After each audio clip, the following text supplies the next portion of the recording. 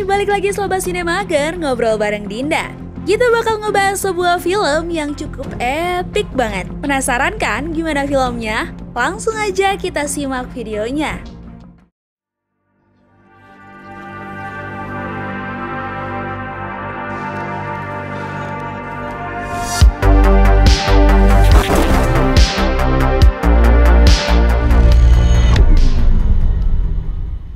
Beribu tahun silam di sebuah planet yang bernama Bumi, pernah dibentuk sebuah kelompok pembunuh bayaran bernama Fraternity atau persaudaraan. Di awal film ini, kita dibawa pada perayaan ulang tahun Janice, seorang manajer di sebuah perusahaan ternama di sebuah kota Chicago di Amerika. Banyak dari karyawan yang bekerja di perusahaan tersebut yang sebenarnya tidak suka terhadap Janice, dan salah satunya adalah Wesley yang diperankan oleh James McAvoy. Wesley adalah seorang staf di bagian keuangan yang merasa tertekan dengan pekerjaan yang ia lakukan di pekerjaan tersebut. Saking tertekannya dengan pekerjaannya, ia sampai membeli obat antidepresan. Belum lagi, ia memiliki pacar yang sebenarnya ia ketahui dengan jelas berselingkuh dengan salah satu rekan kerjanya, Barry. Di samping itu pun, ia merasa bingung dengan dirinya sendiri yang belum menemukan jati dirinya sendiri. Beberapa saat kemudian, kita dibawa ke sebuah lokasi yang menunjukkan bahwa ada seorang laki-laki pergi memasuki sebuah gedung perkantoran dan berbincang dengan seorang wanita dan berkata, "Santai aja Bu, jika namamu sudah muncul, kamu pasti akan mati." Setelah itu, pria tersebut memberikan sebuah benda yang diyakini itu adalah sebuah peluru yang kemudian dijelaskan oleh wanita tersebut bahwa peluru tersebut tidak dapat dilacak, baik pembuatnya maupun penembaknya. Di saat pria tersebut memperhatikan lingkungan di luar ruangan tersebut, tiba-tiba saja wanita tersebut ditembak mati oleh sekelompok orang yang berada di seberang gedung tersebut. Meskipun pria itu mencoba memperingatkan wanita tersebut untuk menunduk, tapi hal tersebut terlambat dan sebuah peluru terlanjur bersarang di kepala wanita tersebut. Tak cukup sekelompok orang tersebut menghabisi wanita tadi, mereka pun melepaskan beberapa tembakan untuk menghabisi pria tersebut. Akan tetapi, pria tersebut berhasil menghindar dan pergi menuju pintu lift. Alih-alih melarikan diri, ternyata pria tersebut mengambil ancang-ancang untuk melompat ke gedung yang berada di seberang kantor tersebut. Terlihat di adegan ini banyak kertas-kertas bertebaran di saat dia berlari. Mungkin kecepatannya seperti mobil F1 kali ya guys. Baca.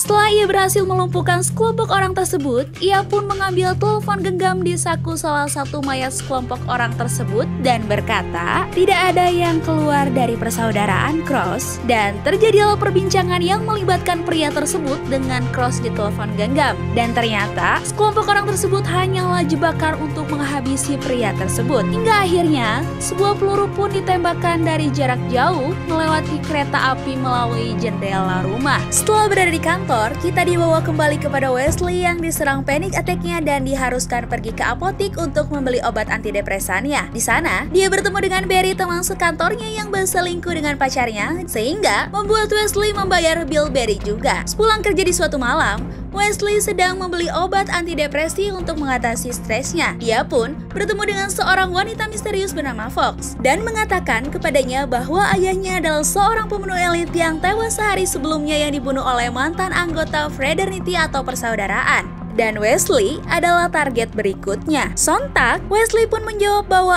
ayahnya meninggalkannya setelah seminggu kelahirannya. Tak berapa lama berselang, datanglah seorang pria yang datang untuk membunuh Wesley. Tak berselang lama pun terjadi baku tembak antara pria tersebut dengan Fox yang berusaha melindungi Wesley, dan kemudian terjadi kejar-kejaran di jalanan Chicago. Setelah berhasil melarikan diri dari aksi kejar-kejaran yang sengit, Fox yang diperankan oleh Angelina Jolie pun membawa Wesley ke markas persaudaraan, tempat para pembunuh sejak 1000 tahun lalu. Di markas persaudaraan, Wesley bertemu dengan pimpinan kelompok persaudaraan yang bernama Sloan. Tentu saja, ia meminta Wesley untuk mengikuti jejak ayahnya sebagai seorang pembunuh. Sloan pun menyuruh Wesley untuk menembak sayap lalat yang ada di tempat sampah. Namun, tentu saja ia menolak sehingga salah satu anggota persaudaraan mendongkang pistol di kepalanya. Sontak, hal itu pun membuat Wesley menjadi panik, sehingga entah bagaimana caranya Wesley berhasil menembak beberapa sayap lalat tersebut. Sloan mengatakan bahwa Wesley pun mampu melakukan itu karena jantungnya berdetak 400 kali per detik ketika ia stres dan panik, sehingga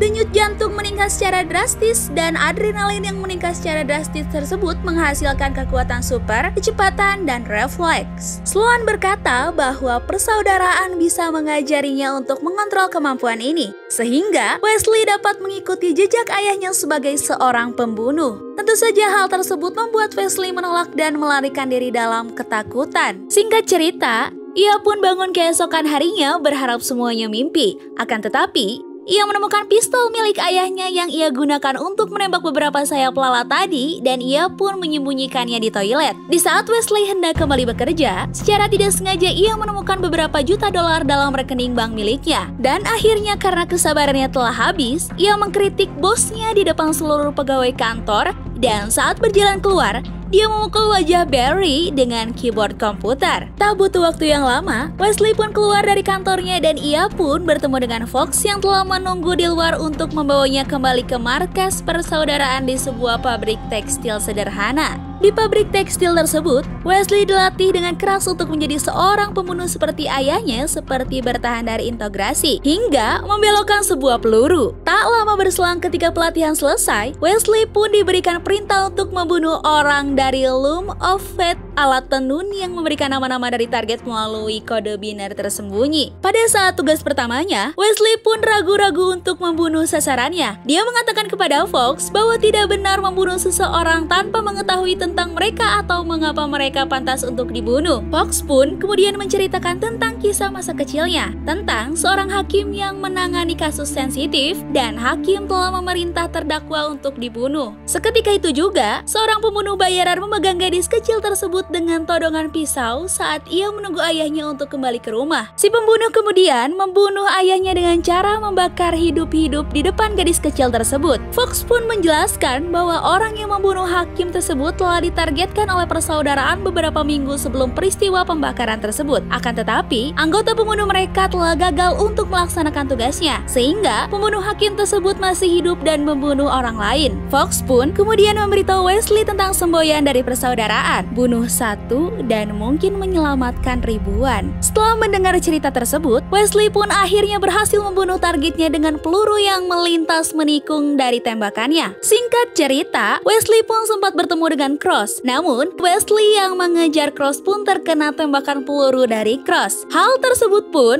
membuat salah seorang dari anggota persaudaraan tewas setelah terkena tembakan dari Cross. Setiap kali Sloan memerintahkan Wesley untuk membunuh seseorang, Wesley selalu bertanya apakah targetnya adalah Cross karena ia tidak sabar untuk membalas dendam atas kematian ayahnya dan kawannya. Pada suatu waktu, Sloan pun memberikan tenunan kain tertulis nama Cross, yang berarti bahwa target berikutnya adalah Cross. Fox pun yang mengetahui bahwa Wesley masih terlalu dini untuk menghabisi Cross, secara tiba-tiba diberikan sebuah misi oleh Sloan untuk membunuh Wesley. Di lain cerita, setelah menembak tadi, Wesley pun menganalisis peluru yang sempat menancap di lengannya. Dia menemukan bahwa pembuat peluru tersebut adalah Pequarski yang tinggal di bagian timur Moravia. Sesaat kemudian, Wesley dan Fox segera melakukan perjalanan ke sana guna menangkap Pequarski dan untuk mengatur pertemuannya dengan Cross. Hingga tiba waktunya, sesaat kemudian Wesley melihat Cross di dalam kereta yang akan berangkat, dan ia pun langsung masuk ke dalam kereta tersebut tanpa ditemani Fox. Di sisi lain kemudian, Fox yang sedang mencuri mobil melihat Wesley sedang bertarung dengan Cross sehingga membuat Fox menabrakkan mobil hasil curiannya tadi ke kereta, yang akhirnya membuat kereta tergelincir saat mencapai jembatan di atas jurang yang dalam dan membuat Wesley pun hampir jatuh ke dalam jurang. Akan tetapi, tiba-tiba Cross menangkap tangannya serta menyelamatkan nyawanya. Wesley pun mengambil kesempatan dengan menembak Cross yang sedang lengah. Sebelum mati, Cross mengatakan hal yang sungguh tidak masuk akal bahwa dia adalah ayah kandung Wesley dan persaudaraan telah berbohong kepadanya. Hingga akhirnya, Fox pun menegaskan kebenaran yang sesungguhnya bahwa Wesley direkrut karena ia satu-satunya orang yang tidak bisa dibunuh Cross karena Wesley adalah anak kandungnya. Fox pun memberitahu Wesley tentang urutan target selanjutnya dan itu adalah Wesley. Tiba-tiba, Fox pun mengangkat pistolnya untuk menghabisi Wesley, akan tetapi Wesley pun berhasil lolos dengan menembak kaca tangga di bawahnya dan terjun ke sungai di bawahnya. Sesaat kemudian, Wesley pun terbangun di sebuah apartemen di seberang jalan dari apartemen tempat ia tinggal dengan mantan kekasihnya. Dan ternyata, dia diselamatkan oleh Peckwarsky. Ia pun memeriksa apartemen tersebut dan ia menemukan barang-barang milik ayahnya serta foto-foto dirinya ketika ia masih kecil. Tiba saatnya yang ditunggu-tunggu nih guys. Peckwarsky pun memberi Wesley selembar kain tenun dan menyuruh dia untuk memecahkan kode itu, dan Wesley terkejut menemukan nama Sloan dalam tenunan tersebut. Peckwarsky menjelaskan bahwa Sloan mulai menargetkan keuntungan setelah menemukan bahwa ia ditargetkan oleh mesin tenun takdir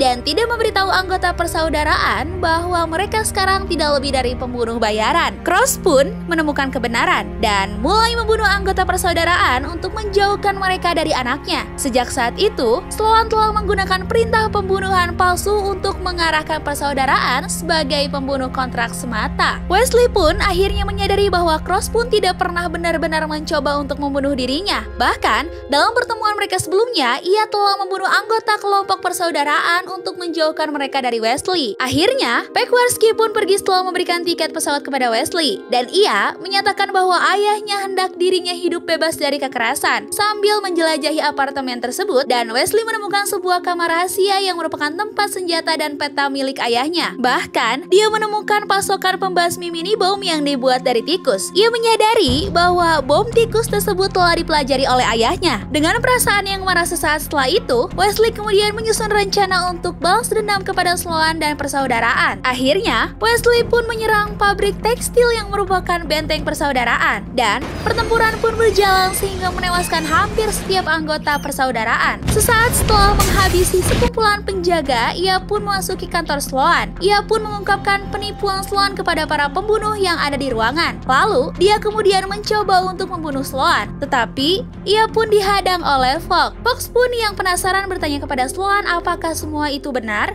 dan Sloan kemudian mengungkapkan bahwa semua nama mereka telah muncul di mesin tenun, sehingga ia harus mengambil tindakan untuk melindungi mereka semua. Sloan kemudian menjelaskan bahwa jika mereka benar-benar percaya dan mematuhi kode di mesin tenun, maka mereka harus membunuh diri mereka sendiri. Namun jika tidak, mereka harus membunuh Wesley. Sesuai dugaan para pembunuh lainnya memutuskan untuk membunuh Wesley. Fox yang percaya dan mematuhi kode di mesin tenun tiba-tiba menembak dengan peluru berbelok yang membunuh semua anggota persaudaraan di dalam ruangan termasuk dirinya sendiri. Sebelum peluru mengenai dirinya, Fox pun melemparkan pistolnya kepada Wesley untuk membunuh Sloan. Beruntung, bagi Sloan ia pun berhasil melarikan diri dan meninggalkan Wesley yang hanya bisa menghancurkan mesin tenun takdir. Sesaat setelah Wesley menghancurkan sarang persaudaraan pun kembali ingin menjalani kehidupan normal dengan tanpa uang sepeser pun dan tanpa tujuan. Di lain hari, terlihat Wesley yang sedang duduk di depan komputer yang sedang bekerja seperti di awal film. Tiba-tiba, Sloan pun muncul dengan menodongkan pistol di belakang kepala Wesley. Sesaat setelah ia menodongkan pistol ke kepala Wesley, dan ternyata ia adalah umpan untuk Sloan dan bukan Wesley. Sontak, Sloan pun melihat ke bawah dan menyadari dia berdiri di atas tanda X. Dan kemudian Wesley pun menembakkan sebuah peluru dari jarak jauh sama seperti ayahnya ketika membunuh seorang pria pada awal film. Setelah sesaat peluru ditembakkan, peluru yang sama melewati kaleng botol minuman mantan sahabatnya dan selingkuh dengan mantan pacarnya, serta melewati donat mantan bosnya. Pada film berakhir, Wesley pun mengatakan "What the fuck have you done lately?" yang memiliki arti apa yang telah Anda lakukan akhir-akhir ini. Nah, Sobat Mager, begitulah kira-kira rangkuman dari film Wannabe ini. Tertarik kan kalian nonton kembali film tersebut? Jangan lupa buat like, share, dan subscribe channel ini ya. Terima kasih dan sampai jumpa di video selanjutnya.